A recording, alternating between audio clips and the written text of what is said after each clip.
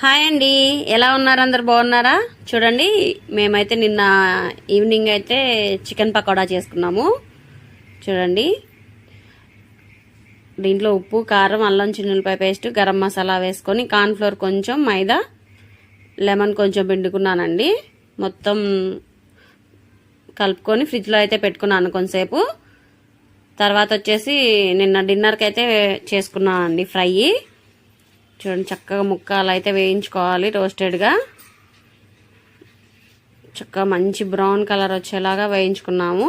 తర్వాత వచ్చేసి మిర్చి కూడా వేసుకున్నానండి. కొంచెం జీడిపప్పు అన్నీ వేయించుకొని స్టార్టర్ లాగా కొంచెం టేస్ట్ అయితే చేశాను. తర్వాత వచ్చేసి బిర్యానీ అయితే చేసుకున్నామండి, దమ్ బిర్యానీ. దాంట్లోకి సైడ్ డిష్గా తీసుకున్నామండి. చూడండి, అసలు బిర్యానీ అయితే చాలా బాగుంది.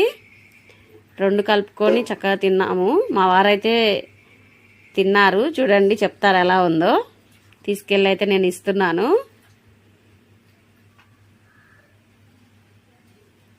చూడండి, చక్కగా ప్లేట్ అయితే డెకరేషన్ చేసి తీసుకెళ్ళి ఇచ్చాను.